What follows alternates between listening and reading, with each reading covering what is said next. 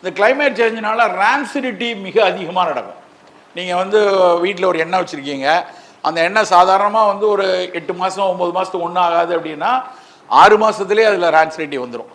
அப்போ ரான்சிடிட்டி வந்துருச்சான்னு தெரியறதுக்கு முன்னாடி நம்ம எடுத்தோம்னா அது கட்டை வந்து அஃபெக்ட் பண்ண தான் செய்யும். அதில் ஆர்டர் மாறி அதனுடைய ஆர்கனோலெப்டிக் கேரக்டர்ஸ்லாம் மாறினதுக்கப்புறம் நம்ம அதை வந்து வேண்டான்னு கண்டாமினேட் பண்ணுவோம். அதுக்கெல்லாம் வரதுக்கு முன்னாடி எடுத்தோம்னா அதில் இருக்கக்கூடிய பாக்டீரியாஸோ ஃபங்கஸோ சேர்த்து நம்ம எடுக்கக்கூடிய ஒரு தன்மை இருக்கும். ஸோ ரான்சிடிட்டி வந்து இப்போ வந்து பெரிய லெவலில் வெயில்னால அதிகரிக்கக்கூடிய தன்மை, அதுதான் நிறைய பேருக்கு வந்து டயரியா கொண்டு வர்றதுக்கான காரணம். இதில் என்ன பெரிய பிரச்சனைனா அகெயின் இந்த கிளைமேட் சேஞ்ச் யாரை அஃபெக்ட் பண்ணுது அப்படின்னு யோசிச்சு பார்த்தா, முதல்ல நான் சொன்னேன் இல்லையா, ஒரு $300 பில்லியன் வந்து மக்கள் 300 பில்லியன் மக்கள் வேலை இழக்கிறாங்க அப்படின்னா யாருக்கு வேலை போகுதுன்னா பெரிய கோடீஸ்வரனுக்கோ எலன் மஸ்க் டீமுக்கோ போகிறதில்ல. அங்கே இருக்கக்கூடிய அன்ஆர்கனைஸ்டு செக்டாருக்கும் அங்கே வேலை செய்யக்கூடிய ஒரு கிராஸ் ரூட் லெவலில் வேலை செய்கிறவங்களுக்கு தான் அது பெரிய இம்பேக்டை உண்டாக்குது. சேம் திங் டிசீஸ்லேயும் அப்படி தான்.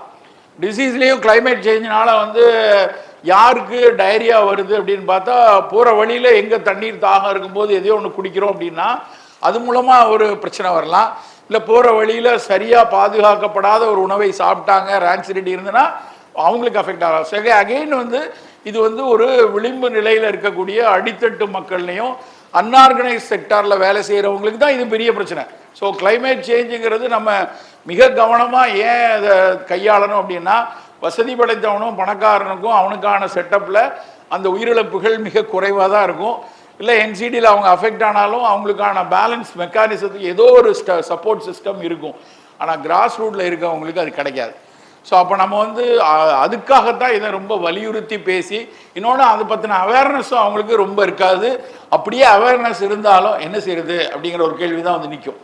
எப்படி நான் வந்து என் வருமானத்தை விட்டுட்டு எப்படி இருக்குது, கிளைமேட் சேஞ்ச் இப்படி இருக்குது, நான் போய் வீட்டில் உட்காந்துக்கலாம் சொல்கிறாங்க. நீங்கள் வந்து காலை 11 மணி முதல் மாலை 4 மணி வரைக்கும் வெளியேற வேண்டாம் என கேட்டுக்கொள்ளப்படுகிறார்கள் அப்படின்னு சொல்கிறாங்க. யார் வெளியே போகாமல் இருக்கா? போகாமல் இருக்கிறதெல்லாம் வசதி படைத்தவங்க, இல்லை ஒரு அஷ்யூர்டு செக்யூர்டு இன்கம் இருக்கவங்க வீட்டில் இருப்பாங்க. மீதி இருக்கவங்க போய் தான் ஆகணும் அப்படிங்கிற ஒரு கட்டாய சூழலில் அவங்களுக்காக நம்ம இதை பேசித்தான் ஆகணும். Next line. அதே தான் ஹியூமன் வைல்ட் லைஃப் கான்ஃப்ளிக்ட். அண்ணன் காளிதாசன் நாங்கள் உட்காந்துருக்காங்க, வணிகமாக பேசுவாங்க. அதாவது தினம் 3 நாளைக்கு முன்னாடி கூட நான் பேப்பரில் படித்தேன், எத்தனை யானை இறந்து போச்சு, எத்தனை மனிதர்கள் இறந்தாங்கன்ட்டு ஒரு இது போட்டிருந்தாங்க டேட்டா. அந்த டேட்டாவில் வச்சு பார்க்கும்போது யானை ஏன் கீழே வருது, யானை ஏன் வந்து தன் பாதை மாறுது, யானை ஏன் ஹியூமன் கான்ஃப்ளிக்டில் ஏற்படுது அப்படின்னு பார்த்தா அங்கேயும் வந்து முழுக்க அது வந்து சூழலியல் வன்முறைகள் தான் அதுக்கான அடிப்படை காரணமாக இருக்குது. வேறு ஒன்றும் அங்கே இம்பேலன்ஸ் ஆகிறதுக்கு வேறு எதுவும் கிடையாது. முழுக்க சூழலியல் வன்முறை தான். அதில் ஒவ்வொரு தடவை கொடுக்குற டேட்டா பார்க்கும்போது இப்போ ஃபாரஸ்ட் டிபார்ட்மெண்ட்லாம் டேஷ்போர்டு போட்டு அந்த டேஷ்போர்டை எடுத்து பார்த்தாலே டக்குன்னு தெரிகிற அளவுக்கு அவங்க இன்ஃபர்மேஷன் போடுறாங்க. ஆனால் அது எல்லாத்துக்கும் பின்னணி காரணம்னு பார்த்தா யானைக்கு தண்ணி இல்லை, சாப்பாடு இல்லை, அது கீழே வந்து ஆகணும். யானையோட பாதையை வந்து நம்ம ஆளுங்க குருகுலமோ இல்லைன்னா ஏதோ ஒன்று கட்டி வச்சுட்டு அது வழியாக போக விடாமல் பண்ணி வச்சுருக்கோம். இது ரெண்டை தவிர வேறு எதுவும் பெரிய காரணம் கிடையாது. அப்போ அப்படியான விஷயத்தை பண்ணாத வரைக்கும் கிளைமேட் சேஞ்ச் மேலே வரும்போது டெஃபினட்டாக அது ஒரு கான்ஃப்ளிக்ட் வந்து கொண்டே தான் இருக்கும். எவ்வளவோ கேமரா வைங்க, எவ்வளோ தசி மாற்றி விடுங்க, அங்கே தொட்டி கட்டுங்க, அங்கே தண்ணி வைங்கன்னு பல இன்டர்வென்ஷன்ஸ் பண்ண தான் செய்கிறாங்க.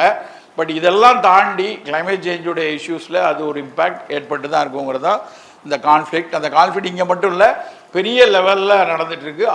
இது வந்து அனிமல்ஸில் நம்ம பார்க்குறோம். இன்னொன்று அவர் சொன்ன வரும்போது வெற்றி பார்த்துட்டு இருந்த ஸ்பில் ஓவர், அது ஹியூஜாக இருக்குது. ஸ்பில் ஓவர் வந்து ஒவ்வொரு முறை அந்த டேட்டாவை படிக்கும் போதும் பதட்டமாக இருக்குது. கோவிட் போயிடுச்சு அப்படி நம்மலாம் ஜாலியாக இருக்கும். பட் வேறு எந்த உருவத்தில் அது வந்துட்டு இருக்கு, எப்படி வருது, எத்தனை லட்சம் வைரஸ், 6 lakhs வைரஸ் சொல்கிறோம், 6 லட்சம் வைரஸ் கோவிட் மாதிரி நம்மளை அட்டாக் பண்ணுறதுக்கான சசப்டபிலிட்டி உள்ளதே 6 லட்சம் வைரஸ்ன்னு சொல்கிறாங்க. அந்த திபெத்துடைய படிக்கட்டுகள் போனதாக இருக்கட்டும், இப்போ சமீபத்தில் அந்த கிரீன்லாண்டில் ஒரு பீஸ் நகண்டப்போ இருந்ததாக இருக்கட்டும், அண்டார்டிகாவில் நம்ம படித்தோம் 130 சதுர கிலோமீட்டர் நகண்டது. ஒரு அந்த ஐஸ் நகரும் போதும் அதுக்கு அடியில் இருக்கக்கூடிய அத்தனை வைரஸஸும் ஹியூமனுக்குள்ளே வெளியே வருது. லக்கிலி இப்போ இது வரைக்கும் நமக்கு எதுவும் தெரியல. அந்த வைரஸ்க்கு எதிரான நம்ம உடம்பு அதுக்கான எடுத்துக்கிற ஆரோக்கியத்தில் ஏதோ ஒரு வகையில் போராடணும் அப்படின்னு நம்ம எடுத்துக்கலாம். இதை தவிர மனுஷன் பண்ணக்கூடிய அட்டூழியம் எப்படியாவது வந்து எப்படி நம்ம யோசிச்சே பார்க்காம இருந்தோம், இவ்வளோ நாள் வந்து வெறுமனை ஏவுகணை விட்டுட்டு இருந்தாங்க, ட்ரோன் வரும்னு நமக்கு யாருக்கா தெரியுமா? நம்ம சின்ன பிள்ளைல ட்ரோனை பற்றி படித்ததே இல்லை. கல்யாண வீட்டில் படம் எடுக்கிறதுக்கு வருதுன்னு நினச்சிட்டு இருந்தோம். நீங்கள் மொத்த இராணுவமும் ட்ரோனை நம்பின்னு மாறிடுச்சு. அதுக்கு அடுத்த ஸ்டெப்பு ட்ரோன் மாதிரியே ரொம்ப சின்னதாக கண்ணுக்கு தெரியாத வைரஸும் பாக்டீரியாவும் எல்லா நாடுகளும் இயங்கி கொண்டிருக்கன. நம்ம நாடு மட்டும் இல்லை, சீனா மட்டும் நம்ம குறை சொல்லிருக்க எல்லா நாடும் பயோவாருக்கு தன்னை ப்ரிப்பேர் பண்ணிட்டு இருக்காங்க.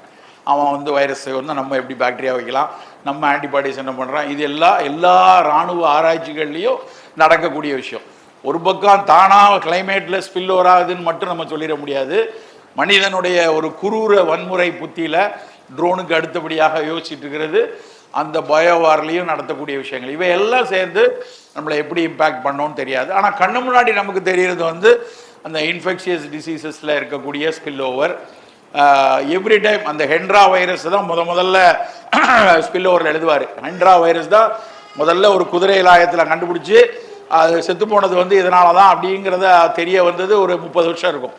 ஆனால் ஹென்ட்ராவுக்கு அப்புறம் எத்தனை நமக்கு வந்து பாடம் வந்துச்சு. நமக்கு வந்து ஒரு சாஸாக இருக்கட்டும், மாஸாக இருக்கட்டும், எத்தனையோ விஷயங்கள் வந்துச்சு. ஆனால் நம்ம அதை எதுலேயுமே படிப்பனை செய்யாததான் கடைசியில் கோவிட் வந்ததுக்கான ரீசன் நமக்கு இன்னைக்கு வரைக்கும் தெள்ள தெளிவாக தெரியாது. ஆனால் நிச்சயமாக ஒரு ஹியூமன் பார்ட்டிசிபேஷன் இல்லாமல் அது வரலைங்கிறது மட்டும் நம்மளால் உணர முடியுது. ஸோ கிளைமேட் சேஞ்ச் ஒரு பக்கம், இன்னொரு பக்கம் நம்ம பண்ணக்கூடிய என்விரான்மெண்டல் டேமேஜ், அந்த பிற உயிரிகளை மதிக்காத தன்மை, இது எல்லாம் சேர்ந்து தான் வந்து நமக்கு இப்படியான நோய் கூட்டங்களை கொடுக்கிறது. நெக்ஸ்ட், இப்போ சாதாரண ஒரு காய்ச்சல், இப்போ ஒரு சின்ன ஒரு 4 வயசு பிள்ளை வீட்டில் இருக்காங்க, ஒரு காய்ச்சல்னு ஒரு நவீன மருத்துவத்தை போனால், ஒரு பெரிய மருத்துவமனையோ மிகப்பெரிய பிரபல மருத்துவத்தை போனால் ஃபஸ்ட்டு எழுதுறது வந்து கால்வினிக் ஆசிட் வித் தமாக்சிலின் ஆக்மெண்டின் 625 mg எழுதுவாங்க. அப்போ எங்கள் சார் சொல்லுவார், தேவனா சொல்லுவார், எதுக்குடா ஆக்மெண்டின், ஒரு கொசு அடிக்கிறதுக்கு கொண்டு போய் அணுகுண்டை தூக்கி போடுவியா அப்படின்னு சொல்லி அந்த கேள்வி கேட்பார். சாதாரணமாக ஒரு சல்ஃபா ட்ரக்கில் சரி பண்ணக்கூடியது, இல்லைன்னா ஒன்றுமே செய்யலைன்னா கூட சரியாகக்கூடிய ஒரு விஷயம். ஆனால் அதில் வந்து ஆக்மெண்டின் எழுதினாதான் சரி அப்படிங்கிற லெவலில் மருத்துவ அந்த மருந்தக அரசியல் இருக்கு இல்லையா, அவன் புஷ் பண்ணி கண்ணா பின்னான்னு நம்ம ஆன்டிபயோட்டிக்கே யூஸ் பண்ணிட்டு இருக்கோம் இங்கே நவீன மருத்துவத்தில். அதே மாதிரி நமக்கு தெரிஞ்ச விஷயந்தான், கோழிக்கு வந்து கோழி தீவனத்தில் இருக்கட்டும், இல்லை நம்ம விவசாயத்தில் போடக்கூடிய பூச்சிக்கொல்லி ரசாயனங்களாக இருக்கட்டும், இல்லை உரம் ஊட்டிகளாக இருக்கட்டும், அத்தனை விஷயங்கள்லையும் அவசியம் இல்லாத ஆன்டிபயோட்டிக் பிரபஞ்சம் முழுக்க கொட்டிக்கிட்டே இருக்காங்க. கொட்டுறதோட விளைவு என்ன ஆகுதுன்னா, எல்லா பாக்டீரியாவும் அதுக்கு ரெசிஸ்ட் ஆகிட்டே இருக்கு. ரெசிஸ்ட் ஆகும்போது சாதாரணமாக குணப்படுத்தக்கூடிய பாக்டீரியா இப்போ குணப்படுத்த முடியாது அப்படிங்கிற லெவலில் அது புத்திசாலி. இப்போ பேசும்போது வெற்றி சொல்லிட்டு இருந்தார்ல, கோவிட் புத்திசாலியாக இருந்ததுனால கோவிட் நமக்கு தெரிஞ்சது, பல பாக்டீரியா புத்திசாலி ஆயிடுச்சு. அன்னைக்கு வந்து நம்ம வந்து சாதாரணமாக பார்த்த பாக்டீரியாஸும் வைரஸும் இன்னைக்கு விருலண்ட் வைரஸ் பாக்டீரியாவாக இருக்குது. ரொம்ப சின்ன உதாரணம், ஒரு 30-40 வருஷத்துக்கு முன்னாடி நார்மலாக வரக்கூடிய இன்ஃப்ளூயன்ஸா பற்றி யாராவது பயப்பட்டுருப்போமா? ஃப்ளூ காய்ச்சல்லாம் சாதாரணமாக போயிட்டுருப்போம். இப்போ ஃப்ளூக்கு கண்டிப்பாக வேக்சின் போர்டுன்னு உயிரை வாங்கிட்டு இருக்காங்கல்லாம். கண்டிப்பாக ஃப்ளூக்கு வேக்சின் போர்டு, இல்லைன்னா இட் மே கில் யூ, உனக்கு ARDSன்னு சொல்லக்கூடிய அக்யூட் ரெஸ்பிரேட்டரி சிண்ட்ரோம் வந்துடும், செத்து போயிடுவேன், அதனால் நீ 50 வயசுக்கு மேலே இருக்கியா, பெட்டர் நீ போட்டு வச்சுக்கோ, வருஷம் போடணும் அதுக்கு, அப்படி வந்து சொல்கிறாங்க. அதுக்கெல்லாம் காரணம் என்ன அப்படின்னா இந்த AMRங்கிறது. இந்த AMR வந்து அக்ரிகல்ச்சரல் ப்ராக்டிஸில், அதுக்கப்புறம் நம்மளுடைய நவீன மருத்துவத்தில் நம்ம யூஸ் பண்ணக்கூடிய ஆன்டிபயோட்டிக்ஸ், அதாவது ஆன்டிபயோட்டிக்காக தப்புன்னு சொல்ல வரல, ஜஸ்டிஃபிகேஷனே இல்லாமல் யூஸ் பண்ணக்கூடிய ஹை ஆன்டிபயோட்டிக்ஸ் எல்லாம், எதற்கெடுத்தாலும் ஒரு ஹை லெவல் ஆன்டிபயோட்டிக்கை கொடுக்கக்கூடிய தன்மையில் AMR பெரிய லெவல். இதுக்கு காரணம் என்னென்னா, அகைன் யோசிச்சு பார்த்தீங்கன்னா நிறைய இன்ஃபெக்ஷன் வருது. அந்த இன்ஃபெக்ஷனுக்கு ஆன்டிபயோட்டிக் யூசேஜ் வந்து இன்ஜஸ்டிஸ்டாக யூஸ் பண்ணுறோம், இதெல்லாம் சேர்ந்து AMR வருது. இதுவும் இந்த ஏன் நிறைய இன்ஃபெக்ஷன் வருதுன்னு திரும்ப கொஸ்டின் போட்டோன்னா, அப்போ தண்ணி தேங்குறது, தண்ணியில் காற்றுல மாசுக்கள் வருது, இது எல்லாமே நமக்கு ஒரு காரணமாக வருது. ஸோ AMR நம்ம எப்படி NCDயில் பிரச்சனை வருதுன்னு யோசிக்கிறோமோ, எப்படி வந்து ஒரு இன்ஃபெக்ஷியஸ் டிசீஸ் பெரிய லெவலில் வருதோ, அதே மாதிரி வரக்கூடிய பெரிய சிக்கல் AMR. நம்மக்கிட்ட சர்க்கரை வியாதிகாரங்க மிக அதிகம். நம்ம 1 கோடி, கிட்டத்தட்ட 8 கோடி பேரில் 80 லட்சத்துலேருந்து 1 கோடி பேர் டயபெட்டிக் இன்னைக்கு தமிழ்நாட்டில். அதில் வெறும் 10% பீப்புள் தான் வந்து கட்டுப்பாட்டில் வச்சுருக்காங்க. வெற்றி வந்து அதில் ஒரு ஆள், எவ்வளோ பெரிய விஷயம் பாருங்கள். பொறாமையாக இருக்கியா? அதில் ஒரு ஆனந்தம். சரி, வெறும் 10% பேர் தான். மீதி 90% பேரும் சர்க்கரை கட்டுப்பாட்டில் கிடையாது. அவங்களுக்கு வந்து ஏதோ ஒரு காரணமாக இருக்கும். இப்போ பார்த்தீங்கன்னா இப்போ வரக்கூடிய அத்தனை பேருக்கு ஒரே காரணம் மாம்பழம் தான். லாஸ்ட் ஒரு மாதமாக நான் வந்து HbA1c பார்த்துட்டே இருக்கேன். வர்ற எல்லாரும் சார் மாம்பழ சீசன் சார் 8.5 இதெல்லாம் ஏன் சொல்கிறேன், யாரை கேட்டாலும் மாம்பழம் மாம்பழம் மாம்பழம்னு மாம்பழத்தை வச்சு இந்த தடவை போயிடும். அதுக்கப்புறம் பார்த்தீங்கன்னா கல்யாண சீசன் வந்துடும். மச்சினம் கல்யாணம் சார், எப்படி சார் மைசூர் பாக் சாப்பிடாமல் இருக்க முடியும், எப்படி சார் இனிப்பு சாப்பிட முடியும்னு அடுத்த ஒரு 3 மாதம் விடும். அதுக்கப்புறம் கிறிஸ்மஸ் வரும், தீபாவளி வரும், ஏதோ ஒன்று வந்துக்கிட்டே இருக்கும். காரணம் சொல்லி சொல்லி டயபெட்டிக் கண்ட்ரோலில் இருக்காது. ஆனால் கவலையான விஷயம் என்னன்னா, ஒரு அன்கன்ட்ரோல்டு டயபெட்டிக்குடைய லைஃப் இருக்கு இல்லையா, ஒரு வேளை அவருக்கு வந்து 30 வருஷம் டயபெட்டிக் இருக்குன்னு வச்சுப்போம், அவருக்கு 50 வயசில் வருது, 80 வயசில் வரைக்கிறாருன்னா பெருசாக பிரச்சனை இல்லை. 80 வயசில் ஏதோ பிரச்சனை வந்ததுனால ரைட் பை பை சொல்லிட்டு போகலாம். ஆனால் இப்போ எல்லாரும் டயபெட்டிக்கும் 30 வயசில் வருது. 30 வயசு 35 வயசில் வரும்போது கண்டிப்பாக 55-60 வயசில் அவங்க ஏதோ ஒரு சிக்கலுக்குள்ளே மாட்டுவாங்க. அதுக்கு என்ன டேட்டா சொல்கிறாங்கன்னா, 30% of uncontrolled diabetic population will end up with either in stroke or either in renal disease or in any kind of cancer. இந்த 3 வியாதி தான், ஸ்ட்ரோக்கோ கேன்சரோ இல்லைன்னா ரீனல் டிசீஸ், அன்கன்ட்ரோல்டு டயபெட்டிக் எல்லாருக்கும் இல்லை. அதுலேயும் 30% பாப்புலேஷன் தான், 30% பாப்புலேஷன். இது ஏன் இந்த டேட்டா எனக்கு இவ்வளோ மனப்பாடமாக தெரியுதுன்னா, ஒரு தடவை பிளானிங் கமிஷனில் ஒரு மீட்டிங் நடத்தும்போது கவர்மெண்ட்லேருந்து வந்து ஒரு 600 பெட்டட் ரீனல் டயாலிசிஸ் சென்டர் இங்கே தமிழ்நாட்டில் பார்க்கணும் அப்படின்னாங்க. 600 டயாலிசிஸ் சென்டர்னால் ஒரு டயாலிசிஸ் யூனிட்டில் ஒரு நாளைக்கு 6 பேர் பண்ணலாம் சாதாரணமாக, 2-3 மணி நேரம் 3 மணி நேரம் வச்சு 6. அப்போ ஒரு நாளைக்கு 3200 பேருக்கு டயாலிசிஸ் பண்ணணும். ஏற்கனவே தமிழ்நாட்டில் ஹப் ஆஃப் சென்னை வந்து எல்லா ஆஸ்பத்திரிலையும் குறைஞ்சது 100 டயாலிசிஸ் இருக்குது. இப்போல்லாம் அப்பல்லோலேருந்து ஆரம்பித்து எல்லா இதுலையும் இருக்குது. இதை தாண்டி ஒரு 600 டயாலிசிஸ் போடணுமா இங்கே அப்படின்னு பேசும்போது இவங்கெல்லாம் டாக்டர்ஸ் எல்லாம் வந்து, சார் என்ன சார் சொல்கிறீங்க, இங்கே எங்கே அப்பாயின்மெண்ட் கிடையாது, டயாலிசிஸ்க்கு அப்பாயின்மெண்ட் கிடையாது.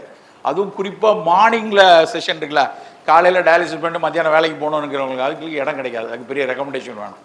அவ்வளோ தூரம் இங்கே வந்து சிகேடி தலைவிரிச்சாடுது இப்போ ரைட் நவ். அப்போ நம்ம சிகேடிக்குள்ளே வரக்கூடாது, டயபெட்டிக்குள்ளே வரக்கூடாதுன்னா ஃபஸ்ட்டு வந்து அந்த ரீனல் ஸ்ட்ரென்த்தை நல்லா வச்சுக்க வேண்டியிருக்கு.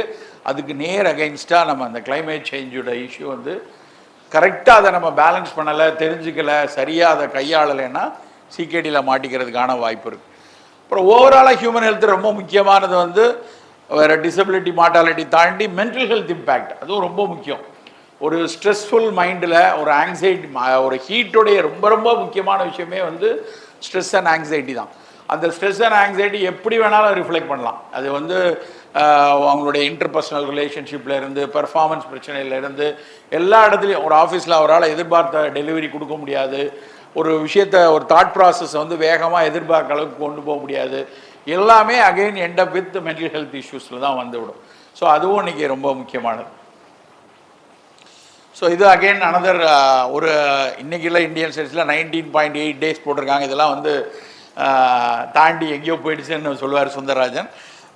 35% ஆஃப் இந்தியாஸ் லேண்ட் வந்து அட்லீஸ்ட் மந்த்லி ஒன்ஸ் எக்ஸ்ட்ரீம் ட்ராட்டுக்குள்ளே போகுதுங்கிறாங்க. இப்படி இது எல்லாம் இதில் என்னென்னா, அந்த இது 1.6ங்கிறது ஒருத்தர், சில பேர் 1.8ங்கிறாங்க. அந்த டெங்கி டிரான்ஸ்மிஷன் ரிஸ்க் ஒருத்தருக்கு வந்தால் அவர்கிட்ட கண்டிப்பாக 2வது ஆளுக்கு வந்துருங்கிறது தான் அதனுடைய 1.6 1.8ங்கிறது டிரான்ஸ்மிஷன் ரேஷியோ. இதெல்லாம் தான் கோவிட்லாம் பல மடங்கு இருந்தனால தான் வேகமாக நமக்கு பரவுச்சு. இதுவும் பிகாஸ் ஆஃப் ஹீட்டுனால பெரிய லெவலில் கூடியிருக்கு. அதே மாதிரி விப்ரியோ டிரான்ஸ்மிஷன், அந்த டைஃபாய்டு டிரான்ஸ்மிஷன்லாம் வந்து 2024 பேஸ் லைனில் வந்து 1982 இருந்ததை விட 46% கூடியிருக்கு அப்படிங்கிறான். ஸோ இந்த நம்பர்ஸ், இந்த ஸ்டாட்டிஸ்டிக்ஸ் நமக்கு ரொம்ப ரொம்ப முக்கியம். ஏன்னா விஆர் இந்த த்ரெட் அப்படிங்கிறத அந்த நம்பர் தான் நமக்கு காட்டி கொடுக்கும். அதுதான் திரும்ப திரும்ப இந்த நோய்களினுடைய கூட்டத்தை கூட்டுது. அகெயின் என்ன, நமக்கு தான் ரொம்ப முக்கியமானது. டிராபிக்கல் கிளைமேட்டில் இருக்கக்கூடிய வெயில் அதிகமாக இருக்கக்கூடியதில் தான் எல்லா இம்பேக்டும் வருது. அதில் என்ன ரொம்ப ரொம்ப முக்கியமான சில விஷயம் என்னென்னா, இந்த ஹை ஹியூமிடிட்டி இருக்கிறதுனால அதனுடைய அந்த அந்த பேத்தஜனுடைய சர்வைவலன்ஸ் அது ரொம்ப நாள் நீண்டு வாழ்கிறதுக்கு, கொசு இருக்குன்னா அது கொசுக்கு ஆயுட்காலம் 8 நாள் 7 நாள்னா, நல்ல வெயில் அடித்து நல்லா தண்ணி தங்கிச்சுன்னா 15 நாள் இருக்கும். அது ஒன்று. அப்புறம் 2வது அதனுடைய ப்ரொடக்டிவிட்டி கூட இருக்கும். நார்மலாக 100 முட்டை போடுறது 150 முட்டை போடும். அப்போ அளவும் கூடுது, சர்வேல் ரேட்டும் கூட வரும்போது ஆட்டோமேட்டிக்காக அதனுடைய டிசீஸோடைய விஷயம் வந்து பெரிய லெவலில் பாரும். இதுதான் வந்து டிராபிக்கல் கிளைமேட்டில் உள்ள மிக முக்கியமான விஷயம். அப்புறம் அந்த பாப்புலேஷன் டென்சிட்டி அங்கே அதிகமாக இருக்கிறது, மைக்ரேஷன் நிறையா இருக்கிறது, இது எல்லாமே நம்ம ரொம்ப கவனமாக மற்ற கிளைமேட்டை விட இந்த கிளைமேட்டில் இருக்கிறவங்க கிளைமேட் சேஞ்சினால பெரிய லெவலில் அஃபெக்ட் ஆவாங்கிறது தான். Next line. நார்மலாக இருக்கிறவருக்கும் ஹீட் ஸ்ட்ரெஸ்ஸில் இருக்கணும், எக்ஸாஸ்ட் ஆகிறவங்களுக்கும் ஸ்ட்ரோக் ஆகிறவங்களுக்கும் ஒவ்வொரு இடத்துலையும் வேறு வேறு இதை பற்றி நிறைய பப்ளிகேஷன் வந்திருக்கு. இப்போ நீங்கள் அந்த ஒரு ஹீட் ஸ்ட்ரெஸ் அப்படிங்கிற ஒரு விஷயம் வந்து பார்க்குறதுக்கு வந்து வேற வச்சு தொடச்சிட்டு போகிற மாதிரி இருக்கலாம், ஃபேனில் உட்கார மாதிரி இருக்கலாம். ஆனால் அது எப்படியெல்லாம் இம்பேக்ட் பண்ணுது அப்படிங்கிறத நெக்ஸ்ட் ஸ்லைட் சொல்லுங்கள். அதில் நெக்ஸ்ட் ஸ்லைட். இதெல்லாம் பார்த்தீங்கன்னா அந்த மெக்கானிசத்தில் எப்படி அந்த டெம்பரேச்சர் வரும்போது பிளட்டில் ஒரு பிளட் ஷண்டிங் நடக்கிறதா இருக்கட்டும் ஸ்கின்னில், அப்புறம் ஒரு ஹீட்டுனால் வரக்கூடிய சைட்டோடாக்சிட்டி எப்படி இருக்குது. நம்ம இதில் எல்லாம் கோவிட் டைம்ல எல்லாம் பார்த்துருப்போம், அந்த சைட்டோகைன் த்ரஷ் ரொம்ப இருந்துச்சு. அதாவது இன்ஃப்ளமேஷனில் நடக்கக்கூடிய எல்லா விஷயங்களும் சாதாரண வெயிலுக்கே வருது. இன்ஃப்ளமேஷனாக ஒரு கிருமி வருது, அந்த கிருமியை எதிர்த்து போராடும் போது நம்ம உடல் உருவாக்க வேண்டிய நொதிகள் வந்து வெயிலுக்கே உருவாகுது. இதெல்லாம் வந்து அந்த சைட்டோகைன் த்ரஷ் வர்றது ரொம்ப அதிகமாக இருக்கிறதா இருக்கட்டும். இதை விட ரொம்ப முக்கியமானது அந்த மயோகுளோபின் உருவாகிறது. இதெல்லாம் தான் ஹார்ட் அட்டாக் வர்றதுக்கான ரொம்ப அடிப்படையான காரணம். அது மாதிரி வைட்டல் ஆர்கன்ஸில் இப்போ நம்ம கணையத்தை இப்போ டயபெட்டிக் நிறைய பேர் இருக்காங்க, நிறைய பேர் இருக்கோம், நம்ம பேசிட்டே இருக்கோம். டயபெட்டிக்கில் சுகர் கரெக்டாக இருக்கா, அப்புறம் ஒன்றுக்கு கரெக்டாக போகிறாங்களா, தூக்கம் கரெக்டாக இருக்கா, இவ்வளோ தான் நம்ம கேட்டு அனுப்புகிறோம். ஆனால் சத்தம் இல்லாமல் அவருடைய கணையம் வந்து செயலிழக்க ஆரம்பிக்கும். கணையம் தான் இன்சுலினை சுரக்குது. கணையத்துலேருந்து வரக்கூடிய இன்சுலின் குறைவாக இருக்கலாம், இல்லை கணையத்துலேருந்து வரக்கூடிய இன்சுலின் வந்து சரியாக வேலை செய்யாமல் இருக்கலாம், ரெசிஸ்டன்ஸ் இருக்கலாம். இதை நம்ம படிக்கிறது. ஆனால் இன்னொரு முக்கியமாக என்ன சொல்லணும்னா பேங்க்ரியாடைட்டிஸ் உருவாகுது. இது நாங்கள் இப்போ பார்க்க ஆரம்பிச்சிட்டோம். இப்போ நான் வந்து நிறைய பேஷண்ட்ஸுக்கு வந்து நான் வந்து அமைலேஸ் லைப்பேஸ் எப்படி இருக்குன்னு பாருங்கள் அப்படின்னு பார்ப்போம். அது வரைக்கும் வெறும் ஃபாஸ்டிங் சுகர் எவ்வளோ சிபெப்டைட் மட்டும் எழுதிட்டு இருந்தவங்க அமைலேஸ் லைப்பேஸ் எப்படி இருக்குன்னு தண்ணி இருக்கா.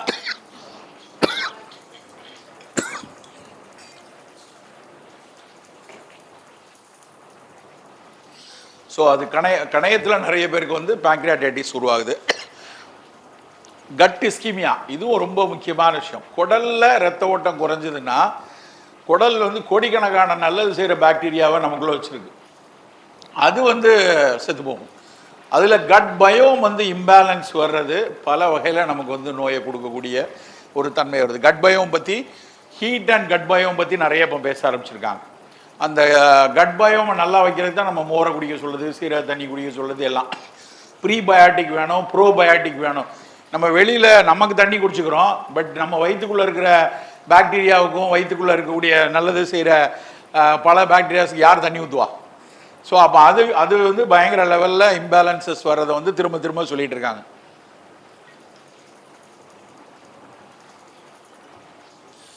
ரீனல் டிசீஸ் பற்றி காலையில் சக்தி சார் சொல்லியிருப்பாங்க. அந்த இஜிஎஃப்ஆர் ரிடக்ஷனாக இருக்கட்டும், அக்யூட் கிட்னி டேமேஜஸ் வர்றது, இன்ஜுரி அதெல்லாம் சயின்டிஃபிக்காக இன்றைக்கி ரொம்ப ரொம்ப ப்ரூவனாக இருக்கிறது. சத்தம் இல்லாமல் நம்ம தமிழ்நாடு வந்து சிறுநீரக நோயாளிகளினுடைய தலைமையகமாக மாறிட்டு இருக்கு. நம்ம டயபெட்டிக்கு வந்து பெரியதாக இருக்கும்னு எல்லாருக்கும் தெரியும், கேன்சர் கூடுறது தெரியும், ரீனல் டிசீஸ் கூட்டிகிட்டு வர்றதை கண்கூடாக பார்க்குறோம் அந்த நம்பர்லாம். ஸோ இந்த கிளைமேட் சேஞ்ச் அதுக்கும் ரொம்ப ரொம்ப முக்கியமான ஒரு காரணமாக இருக்குது. Next light. இந்த எப்படியெல்லாம் தண்ணி இப்போ ஹீட் எப்படி பார்க்குறோமோ அது மாதிரி தண்ணீரில் சீ லெவல் ரைஸ் ஆகிறதுல முதல் விஷயம் சாயில் சாலினிட்டி. இதை பற்றி நிறையா ஸ்டடீஸ் வந்திருக்கு. நான் பங்களாதேஷில் நான் சொல்ல மாதிரி இங்கேயுமே அங்கங்கே சாலினிட்டி சாயில் ராம்நாடு இந்த நாகப்பட்டினம் சைடில் எவ்வளோ கூடியிருக்கு, தூத்துக்குடி சைடில் எவ்வளோ கூட்டியிருக்கோ அங்கங்கே பேப்பர்ஸ் இருக்குது. அதனுடைய ப்ராப்ளம் அது டைரெக்டாக அகெயின் வந்து ஹைப்பர் டென்ஷன்லேயும் சிகேடிலையும் தான் வந்து திரும்ப திரும்ப ஒரு இம்பேக்ட் ஆகுது அப்படின்னு கண்டுபிடிக்கிறாங்க. Next light. இந்த கேசஸோடைய இதெல்லாம் பார்க்கும்போது டெங்கி வந்து 180% கூடியிருக்குங்கிறான். மலேரியா வந்து மலேரியா அது எதனால் அந்த டேட்டா அப்படி குறைவாக இருக்குன்னு தெரியல. மலேரியா எராடிகேஷன் ப்ரோக்ராம் நல்லா இருக்கா, அதனுடைய அல்லது கேஸ் நோட்ஸ் ஆனது சரியா இல்லையான்னு தெரியல, பட் அது 30% கம்மியாக இருக்குது. சிக்கன் குனியா கூடியிருக்கு, டெங்கி கேசஸ் கூடியிருக்கு. ஒவ்வொரு கிளைமேட் சேஞ்சஸ்லேயும் வந்து பெரிய பிரச்சனையே வந்து இந்த இன்க்ரீஸ்டு மொஸ்கிட்டோ ப்ரீடிங் தான். பெரிய லெவலில் ப்ரீட் ஆகிறது, அப்புறம் டென்சிட்டி ஹையர் டென்சிட்டி வர்றது, அப்புறம் இன்க்ரீஸ்டு டிசீஸ் டிரான்ஸ்மிஷன். இதில் இன்னொரு பாயிண்ட் என்னென்னா நேரடியாக அது நோயை கொடுக்கறது. இப்போ வந்து டெங்கி கூடுறது, மலேரியா கூடுறது, இது ஒரு பக்கம். இன்னொரு பக்கம் வந்து அவங்களுடைய இம்யூன் சிஸ்டத்தை வந்து பெரிய லெவலில் நான் சொன்னேன் இல்லையா, அது கண்ணுக்கு தெரியாது. இதுக்கெல்லாம் பேர் வச்சுருக்கோம், சிக்கன் குனியா பேர் இதெல்லாம் தெரியும். தெரியாத வைரஸஸ் தெரியாத பாக்டீரியாஸை வந்து நம்ம ஹோஸ்ட் பண்ணுவோம். அது நமக்கு வந்து ஒரு டிசீஸாக எக்ஸ்பிரஸ் ஆகும்போது மட்டும்தான் டேட்டாலாம் வெளியே வரும். ஆனால் அதுக்கு முன்னாடியே வைரஸஸ் பல வைரஸஸை நம்ம ஹோஸ்ட் பண்ணுறோம், பல வைரஸ் நமக்குள்ளே ஃபைட் ஆகிட்டு இருக்கு அப்படிங்கிறதுக்கான எவிடன்சஸ் வந்து வெரி கிளாசிக்கலாக ஆட்டோ இம்யூன் டிசீஸ். நாங்கள் கல்லூரியில் படிக்கிற காலத்தில் ரொமட்டாய்டு ஆர்த்ரைட்டிஸ் அப்படின்னா, ரொமட்டாய்டு ஆர்த்ரைட்டிஸாக அது ஒரு ஆட்டோ இம்யூன் டிஸார்டர். அது வந்து நல்லா எங்கெல்லாம் கனெக்டிவ் டிஷ்யூ இருக்கோ அங்கே போய் வீக்கத்தை உண்டாகும். கையில் வீக்கம் வரலாம், விரல்களில் வீக்கம் வரலாம், அது போட்டால் கொஞ்சம் போனால் நுரையீரலில் வீக்கம் வரும், இல்லைன்னா கண்ணில் இருக்கக்கூடிய கனெக்டிவ் டிஷ்யூவில் வீக்கம். இதுதான் படித்தோம், பியூர்லி ஆட்டோ இம்யூன் டிசீஸ்னு. இப்போ ரொம்ப தெளிவாக மருத்துவ உலகம் சொல்கிறது, எல்லா ஆட்டோ இம்யூன் டிசீஸுக்கு பின்னாடி வைரஸ் தான்.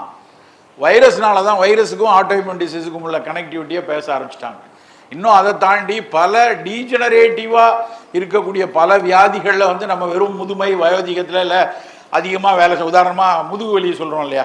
முதுகு வலினா சாதாரணமாக வந்து எல்லாரும் சொல்கிற என்ன, முதுகில் வலிக்கு கழுத்தில் வலிக்குன்னா பைக் ஓட்டுறதுனால வருது, நின்றுட்டே இருக்கிறதுனால வருது, முட்டு வலினால வருது அப்படின்னு படிக்கிறோம். ஆனால் இப்போ என்ன பேச ஆரம்பிக்கிறாங்கன்னா, அதுக்கும் பாக்டீரியாஸ் அண்ட் வைரஸஸ் ரீசனாக இருக்குது, அவையினால தான் அது வந்து கட் பயோமுக்கும் அதுக்கும் தொடர்பு இருக்குது, அந்த வைரஸஸை கரெக்டாக நம்ம பார்த்துக்கல அப்படிங்கிறதுனால தான் ஏர்லியாகவே இது டேமேஜ் உண்டாகுது அப்படின்லாம் இப்போ கண்டுபிடிக்கிறாங்க. அதோட அதெல்லாம் அந்த ஆய்வுகள் சரியாக வந்ததுன்னா முட்டு வலி முதுவலிலாம் வரதுக்கு முன்னாடி ஒரு ஆன்டிபயோட்டிக் போட்டால் சரியாயிருங்கிற லெவலில் கொண்டு வந்துடலான்னு ரிசர்ச் பெரிய லெவலில் போகுது. பட் இதெல்லாமே நம்மளுடைய கண்டென்ட்டில் யோசித்து பார்க்கும்போது ஏன் இவ்வளோ நாள் போல் இப்போ வருது அப்படின்னு பார்த்தா that maybe due to climate சேஞ்சுடைய காரணமாக இருக்கலாம். Next line. ஸோ ஓவராலாக யோசிச்சு பார்த்தோம்னா ஹீட்டு, கிராப்புக்கு நடக்கிற ஸ்ட்ரெஸ்ஸு, இந்த பக்கம் இது வந்து ஃபுட்டில் மட்டும் சொல்ல, ஃபுட்டில் பார்த்தோம்னா ஈல்டு ரெடியூஸ் ஆகுது, ஃபுட் இன்செக்யூரிட்டி வர்றது, மால் நியூட்ரிஷன், இதுவும் இன்னொரு எண்டில் இருக்கக்கூடிய மால் நியூட்ரிஷனுக்கான நார்மலாக நம்ம மால் நியூட்ரிஷனுங்கிறது ஒரு பொருளில் கொடுக்க முடியாமல் நடக்கக்கூடிய மால் நியூட்ரிஷன் நம்ம தெரியும். ஒரு 50 கிலோ வெயிட் இருக்கோன்னா 50 கிராம் ப்ரோட்டீன் வேணுங்கிறது தெரியும். பல குழந்தைங்களுக்கு 25 கிராம் தான் கிடைக்குது, 25 கிராம் தான் கொடுக்க முடியுது, அவ்வளோதான் வறுமை அப்படி இருக்குது அப்படின்னா அந்த மால் நியூட்ரிஷன் நம்ம எல்லாரும் பேசிக்கிட்டே இருக்கிற விஷயம். உற்பத்தியிலேயே இந்த ஃபுட் இன்செக்யூரிட்டினால் வரக்கூடியதில் நம்மளால் கொடுக்க முடியாமல் போகக்கூடிய மால் நியூட்ரிஷன் பெருகிட்டே இருக்கும்.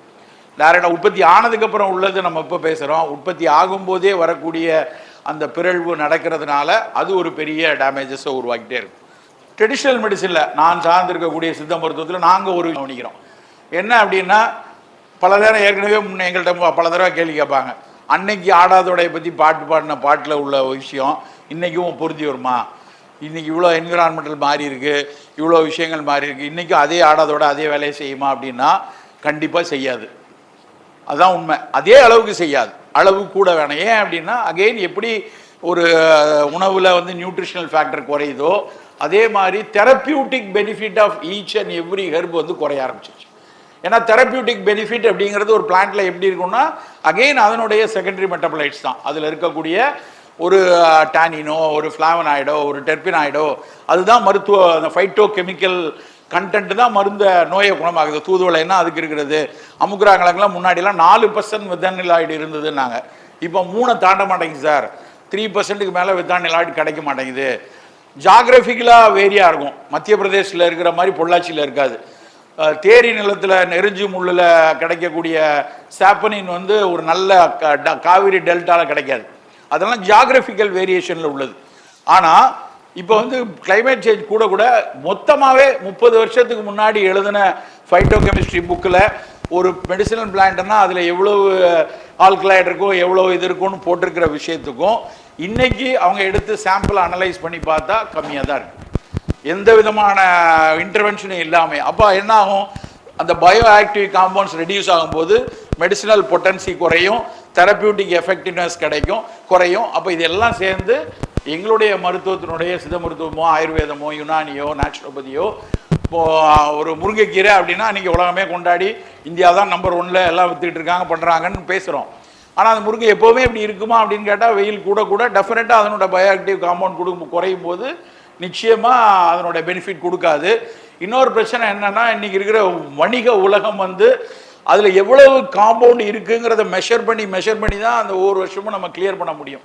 அப்போ காம்பவுண்டில் இந்த மெஷர்மெண்ட்டில் இல்லை அப்படின்னா அதனோட வணிகம் கீழே விழ ஆரம்பிச்சிடும். அப்போ அதனுடைய எஃபெக்ட் வந்து பெரிய லெவலில் அஃபெக்ட் ஆகும். இது வந்து ட்ரெடிஷ்னல் மெடிசனில் இருக்கக்கூடிய முக்கியமான பிரச்சனை. Next line. ஸோ இது வந்து நம்ம அந்த முதல் ஃபேக்டர்லேயே அந்த ஹியூமன் மீடியேட்டட் ஈகோ சிஸ்டத்துலேயும் பேத்தோஜன் எமர்ஜென்ட் வைல்ட் லைஃப்குள்ளே போகிற இந்த இடத்துலையே நம்ம வந்து கொஞ்சம் இன்டர்வீன் பண்ணலை அப்படின்னா அதுக்கப்புறம் எதையுமே கட்டுப்படுத்த முடியாது. வைல்ட் லைஃப்பில் ஸ்பில் ஓவர் ஆனதுக்கப்புறம் அதுலேருந்து ஹியூமனுக்கு ஸ்பில் ஓவர் ஆனதுக்கப்புறம் again human to wild life வரும், வைல்ட் லைஃப் டு அகெயின் இது ரிவர்சபிளாக டேமேஜ் ஆகிட்டே வரும்போது நம்மளால் அதை எதுவும் செய்யவே முடியாது. ஸோ வி ஷுட் பி ப்ரோஆக்டிவாக இதுக்கான எஃபெக்ட் எடுத்தால் மட்டும்தான் இதை கட்டுப்படுத்த முடியும். Next slide. ஸோ ஒன் ஹெல்த்துங்கிறதுல நிறைய பேர் இவ்வளோ பேர் ஸ்டேக் ஹோல்டர்ஸ்ன்னு கவர்மெண்ட்டில் சொல்கிறாங்க. ஒவ்வொருத்தரும் ஒவ்வொரு டிபார்ட்மெண்ட் ஒவ்வொரு பீப்புளும் வெதர் இதெல்லாம் அந்த மாதிரி ஒரு எல்லாருடைய கான்ட்ரிபியூஷனில் எல்லாருடைய கவனமும் இதில் இருந்தால் மட்டும்தான் இந்த ஒன் ஹெல்த்தை வந்து அச்சீவ் பண்ண முடியும். கிளைமேட் சேஞ்சில் வந்து அது அஃபெக்ட் ஆகாமல் இருக்கணும் அப்படின்னா இத்தனை ப்ரோக்ராமும் சேர்ந்து இருக்கணுங்கிறக்காக தான் என்னென்ன டிபார்ட்மெண்ட் நம்ம ஊரில் இது வந்து நம்ம ஊரில் இருக்கக்கூடிய ஸ்டேக் ஹோல்டர்ஸை மட்டும் லிஸ்ட் பண்ணி கொடுத்துருக்கோம். ஐசிஎம்ஆர் வந்து சொன்ன ஒன் ஹெல்த்துக்கு இப்படிலாம் ஆக்ட் பண்ணுறோம் அப்படின்னு சொல்லி இது வந்து ஒன் ஹெல்த்துக்கான சர்வேலன்ஸுக்காக இது எல்லாத்தையுமே வச்சுருக்காங்க. Next slide. ஸோ ஓவரால் பார்த்தீங்கன்னா கிளைமேட் சேஞ்ச் வந்து ஹீட்னால, தண்ணீர்னால, உணவுனால, ஈகோ சிஸ்டத்தில், அனிமல்ஸில், மைக்ரோபில் எல்லா இடத்துலையும் அதனோட சேஞ்சை கொடுக்குது. இது எல்லாமே ஹியூமன் ஹெல்த்தோட கனெக்டடாக இருக்குது. இதை எல்லா விஷயங்கள்லையும் கவனமாக இருந்தால் மட்டும்தான் ஒருத்தர் வந்து ஒரு ஆரோக்கியமான நலத்தோடு போக முடியும். ஸோ கிளைமேட் சேஞ்சை வந்து ரொம்ப சாதாரணமாக ஒரு ஹீட்டை வந்து ஒரு சாதாரணமாக கர்ச்சிப்பை வச்சு தொடச்சிட்டு போகிற மாதிரியான விஷயம் கிடையாது. அதை தாண்டி அதுக்கு பின்னாடி இருக்கக்கூடிய வலி வந்து இன்னும் 15-20 வருஷத்துக்கு அப்புறம் வந்து இதனோட இம்பேக்ட் வந்து மிகப்பெரிய லெவலில் இருக்கும் அப்படிங்கிறது தான் ஒரு மாதிரி அனுமானிக்கக்கூடிய இப்போ கிடைக்கக்கூடிய தரவுகளை வச்சு அனுமானிக்கும் போது ஒரு நம்ம எதையுமே ஒரு காய்ச்சல் அன்றைக்கி வந்து சாதாரணமாக எடுத்துக்கவே முடியாது. நாங்கள்லாம் அந்த காலத்தில் காய்ச்சல் அப்படின்னா ஜாலியாக பாயில் படுத்துட்டு 3 நாள் ரசஞ்ச ஒரு இட்லி கிடைக்கும், சாப்பிட்டுட்டு அடுத்த 5 நாள் கழித்து கிளம்பி ஸ்கூலுக்கு போயிட்டு இருந்தோம். அப்படி இன்றைக்கி ஒரு காய்ச்சல் எடுக்க முடியாது. எல்லா காய்ச்சல்லையும் பிளேட்லெட்டை பார்க்க வேண்டிய கட்டாயம் வந்துருச்சு. பிளேட்லெட் குறைஞ்சதுன்னா பதன்னு மனசு அடிக்குது. அது சாதாரண காய்ச்சலா, லிம்ஃபோமாவா, இல்லை ஏஎம்எல்லா அப்படின்னு யோசிக்கிறது எங்கே? இதெல்லாம் வந்து ஒரு டெர்ஷியரி கேரில் மட்டுமே யோசித்த விஷயங்கள் இன்னைக்கு ஏதோ ஒரு கிராமத்தில் இருக்கிற ஒரு பிரைமரி ஹெல்த் டாக்டரும் இதை பார்க்குறாரு.